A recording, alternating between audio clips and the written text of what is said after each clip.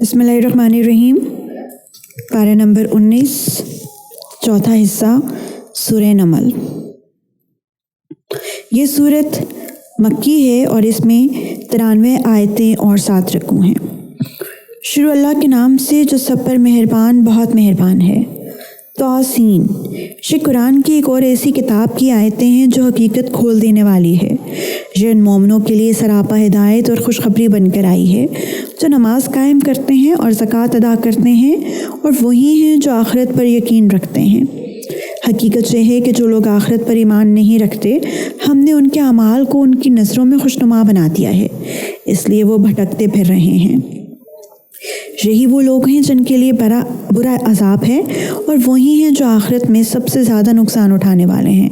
اور اے پیغمبر، بلا شبہ تمہیں یہ قرآن اس اللہ کی طرف سے عطا کیا جا رہا ہے جو حکمت کا بھی مالک ہے، علم کا بھی مالک۔ اس وقت کو یاد کرو جب موسیٰ نے اپنے گھر والوں سے کہا تھا کہ مجھے ایک آگ نظر آئی ہے، میں ابھی تمہارے پاس وہاں سے کوئی خبر لے کر آتا ہوں، یا پھر تمہارے پاس آگ کا کوئی شعلہ اٹھا کر لے آؤں گا تاکہ تم آگ سے گرمی حاصل کر سکو۔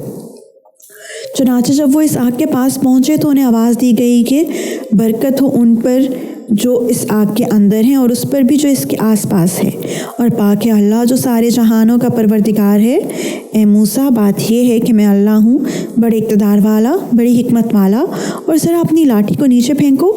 اور پھر جب انہوں نے لاٹھی کو دیکھا تو وہ اس طرح حرکت کر رہی تھی جیسے وہ کوئی سانپ ہو، تو وہ پیٹھ پھیر کر بھاگے اور پیچھے مڑ کر بھی نہ دیکھا۔ ارشاد ہوا، موسیٰ ڈرو نہیں، جن کو پیغمبر بنایا جاتا ہے ان کو میرے حضور کوئی اندیشہ نہیں ہوتا، اللہ یہ کہ کسی نے کوئی زیادتی کی ہو، پھر وہ برائی کے بعد اسے بدل کر اچھے کام کر لے تو میں بہت بخشنے والا بڑا مہربان ہوں۔ اور اپنا ہاتھ اپنے گریبان میں داخل کرو تو وہ کسی بیماری کے بغیر سفید ہو کر نکلے گا۔ یہ دونوں باتیں ان 9 نشانیوں میں سے ہیں جو فرعون اور اس کی قوم کی طرف تمہارے ذریعے بھیجی جا رہی ہیں۔ حقیقت یہ ہے کہ وہ نافرمان لوگ ہیں۔ پھر ہوا یہ کہ جب ان کے پاس ہماری نشانیاں اس طرح پہنچی کہ وہ آنکھیں کھولنے والی تھی تو انہوں نے کہا کہ یہ تو کھلا ہوا جادو ہے، اور اگرچہ ان کے دلوں کو ان کی سچائی کا یقین ہو چکا تھا مگر انہوں نے ظلم اور تکبر کی وجہ سے ان کا انکار کیا۔ اب دیکھ لو کہ ان فساد مچانے والوں کا انجام کیسا ہوا۔ اور ہم نے داؤد اور سلمان کو علم عطا کیا، اور انہوں نے کہا تمام تعریفیں اللہ کی ہیں جس نے ہمیں اپنے بہت سے مومن بندوں پر فضیلت عطا فرمائی ہے۔ اور سلمان کو داؤد کی وراثت ملی، اور انہوں نے کہا اے لوگوں، ہمیں پرندوں کی بولی سکھائی گئی ہے اور ہمیں ہر ضرورت کی چیز عطا کی گئی ہے، یقیناً یہ اللہ تعالیٰ کا کھلا ہوا فضل ہے۔ اور سلمان کے لیے ان کے سارے لشکر جمع کر دیے گئے تھے جو جنات، انسانوں اور پرندوں پر مشتمل تھے، چنانچہ انہیں قابو میں رکھا جاتا تھا۔ یہاں تک کہ ایک دن جب سب چونٹیوں کی وادی میں پہنچے تو ایک چونٹی نے کہا، چونٹیوں اپنے گھروں میں گھس جاؤ، کہیں ایسا نہ ہو کہ سلمان اور ان کا لشکر تمہیں پیچھ ڈالے اور انہیں پتہ بھی نہ چلے۔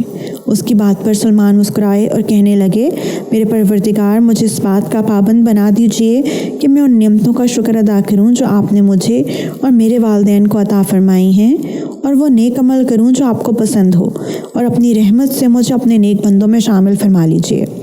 اور انہوں نے ایک مرتبہ پرندوں کی حاضری لی تو کہا، کیا بات ہے، مجھے ہدہد نظر نہیں آ رہا، کیا وہ کہیں غائب ہو گیا ہے؟ میں اسے سخت سزا دوں گا یا اسے ذبح کر ڈالوں گا، اللہ یہ کہ وہ میرے سامنے کوئی واضح وجہ پیش کرے۔ پھر ہدہد نے زیادہ دیر نہیں لگائی اور آ کر کہا کہ میں نے ایسی معلومات حاصل کی ہیں جن کا آپ کو علم نہیں ہے، اور میں ملک سبا سے آپ کے پاس ایک یقینی خبر لے کر آیا ہوں۔ میں نے وہاں ایک عورت کو پایا جو ان لوگوں پر بادشاہت کر رہی ہے، اور اس کو ہر طرح کا ساز و سامان دیا گیا ہے، اور اس کا ایک شاندار تخت بھی ہے۔ میں نے اس عورت اور اس کی قوم کو پایا ہے کہ وہ اللہ کو چھوڑ کر سورج کے آگے سجدے کرتے ہیں، اور شیطان نے ان کو یہ سجھا دیا ہے کہ ان کے اعمال بہت اچھے ہیں، چنانچہ اس نے انہیں صحیح راستے سے روک رکھا ہے، اور اس طرح وہ ہدایت سے اتنے دور ہیں کہ اللہ کو سجدہ نہیں کرتے، جو آسمانوں اور زمین کی چھپی ہوئی چیزوں کو باہر نکال لاتا ہے، اور جو کچھ تم چھپاؤ اور جو کچھ ظاہر کرو سب کو جانتا ہے۔ اللہ تو وہ ہے جس کے سوا کوئی عبادت کے لائق نہیں، اور جو عرش عظیم کا مالک ہے۔ سلمان نے کہا ہم ابھی دیکھ لیتے ہیں کہ تم نے سچ کہا ہے یا جھوٹ بولنے والے ہو، تم بھی شامل ہو گئے ہو جھوٹ بولنے والوں میں کیا؟ میرا یہ خط لے کر جاؤ اور ان کے پاس ڈال دینا، پھر الگ ہٹ جانا اور دیکھنا کہ وہ جواب میں کیا کرتے ہیں۔ چنانچہ ہدہد نے ایسا ہی کیا، اور ملکہ نے اپنے درباریوں سے کہا قوم کے سرداروں، میرے سامنے ایک باوقار خط ڈالا گیا ہے، سلمان کی طرف سے آیا ہے اور وہ اللہ کے نام سے شروع کیا گیا ہے جو رحمان اور رحیم ہے۔ اس میں لکھا ہے کہ میرے مقابلے میں سرکشی نہ کرو اور میرے پاس تابع دار بن کر چلے آؤ۔ ملکہ نے کہا قوم کے سرداروں، جو مسئلہ میرے سامنے آیا ہے اس میں مجھے فیصلہ کن مشورہ دو۔ میں کسی مسئلے کا حتمی فیصلہ اس وقت تک نہیں کرتی جب تک تم میرے پاس موجود نہ ہو۔ انہوں نے کہا ہم طاقتور اور ڈٹ کر لڑنے والے لوگ ہیں، آگے معاملہ آپ کے سپرد ہے، آپ دیکھ لیں کیا حکم دیتی ہیں۔ ملکہ بولی حقیقت یہ ہے کہ بادشاہ لوگ جب کسی بستی میں گھس آتے ہیں تو اسے خراب کر ڈالتے ہیں اور اس کے باعزت باشندوں کو ذلیل کر کے چھوڑتے ہیں، اور یہی کچھ یہ لوگ بھی کریں گے۔ اور میں ان کے پاس ایک تحفہ بھیجتی ہوں، پھر دیکھوں گی کہ ہلسی کیا جواب لے کر واپس آتے ہیں۔ چنانچہ جب ہلسی سلمان کے پاس پہنچا تو انہوں نے کہا کیا تم مال سے میری امداد کرنا چاہتے ہو؟ اس کا جواب یہ ہے کہ اللہ نے جو کچھ مجھے دیا ہے وہ اس سے کہیں بہتر ہے جو تمہیں دیا ہے، البتہ تم ہی لوگ اپنے تحفے پر خوش ہوتے ہو۔ ان کے پاس واپس جاؤ، کیونکہ اب ہم ان کے پاس ایسے لشکر لے کر پہنچیں گے جن کے مقابلے کی ان میں تاب نہیں ہوگی، اور انہیں وہاں سے اس طرح نکالیں گے کہ وہ ذلیل ہوں گے اور ماتحت بن کر رہیں گے۔ سلمان نے کہا اے اہل دربار، تم میں سے کون ہے جو اس عورت کا تخت ان کے تابع دار بن کر آنے سے پہلے ہی میرے پاس لے آئے؟ ایک قوی ہیکل جن نے کہا آپ اپنی جگہ سے اٹھے بھی نہ ہوں گے کہ میں اس سے پہلے ہی اسے آپ کے پاس لے آؤں گا، اور یقین رکھے کہ میں اس کام کی پوری طاقت رکھتا ہوں اور امانت دار بھی ہوں۔ جس کے پاس کتاب کا علم تھا وہ بول اٹھا میں آپ کی آنکھ چھپکنے سے پہلے ہی اسے آپ کے پاس لے آتا ہوں۔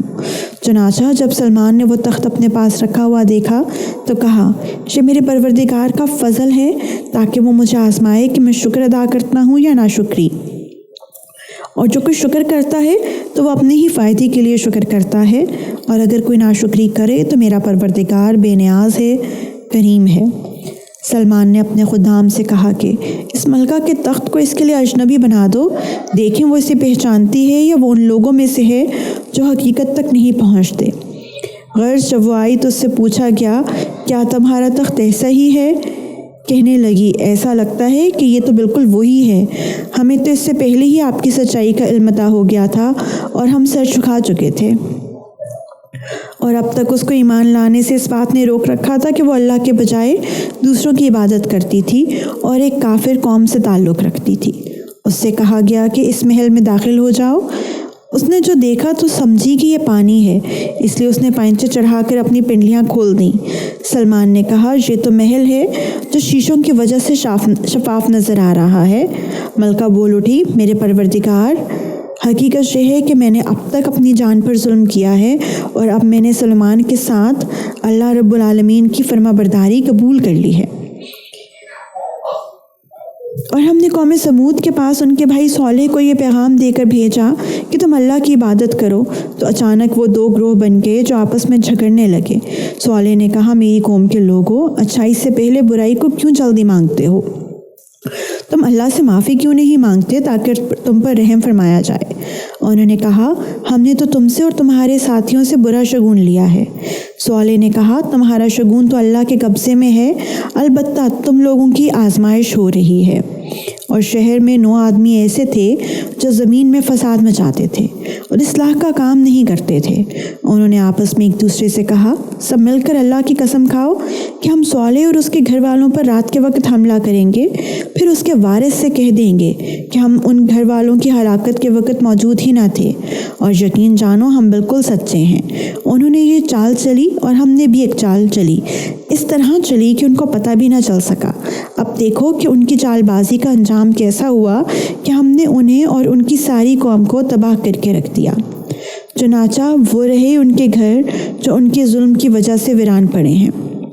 یقیناً اس واقعے میں ان لوگوں کے لیے عبرت کا سامان ہے جو علم سے کام لیتے ہیں، اور جو لوگ ایمان لائے تھے اور تقوی اختیار کیے ہوئے تھے ان سب کو ہم نے بچا لیا۔ اور ہم نے لوط کو پیغمبر بنا کر بھیجا، جبکہ انہوں نے اپنی قوم سے کہا تھا کہ کیا تم کھلی آنکھوں دیکھتے ہوئے بھی بے حیائی کا یہ کام کرتے ہو؟ کیا یہ کوئی یقین کرنے کی بات ہے کہ تم اپنی جنسی خواہشوں کے لیے عورتوں کو چھوڑ کر مردوں کے پاس جاتے ہو؟ حقیقت یہ ہے کہ تم بڑی جہالت کا کام کرنے والے ہو۔ اس پر یہ کہنے کے سوا ان کی قوم کا کوئی جواب نہیں تھا کہ لوط کے گھر والوں کو اپنی بستی سے نکال باہر کرو، یہ بڑے پاک باز بنتے ہیں۔ پھر ہوا یہ کہ ہم نے لوط اور اس کے گھر والوں کو بچا لیا، سوائے ان کی بیوی کے، جس کے بارے میں ہم نے یہ طے کر دیا تھا کہ وہ پیچھے رہ جانے والوں میں شامل رہے گی۔ اور ہم نے ان پر ایک زبردست بارش برسائی، چنانچہ بہت بری بارش تھی جو ان لوگوں پر برسی جنہیں پہلے سے خبردار کر دیا گیا تھا۔ اے پیغمبر کہو تمام تعریفیں اللہ کے لیے ہیں اور سلام ہو اس کے ان بندوں پر جن کو اس نے منتخب فرمایا ہے۔ بتاؤ کیا اللہ بہتر ہے یا وہ جن کو ان لوگوں نے اللہ کی خدائی میں شریک بنا رکھا ہے؟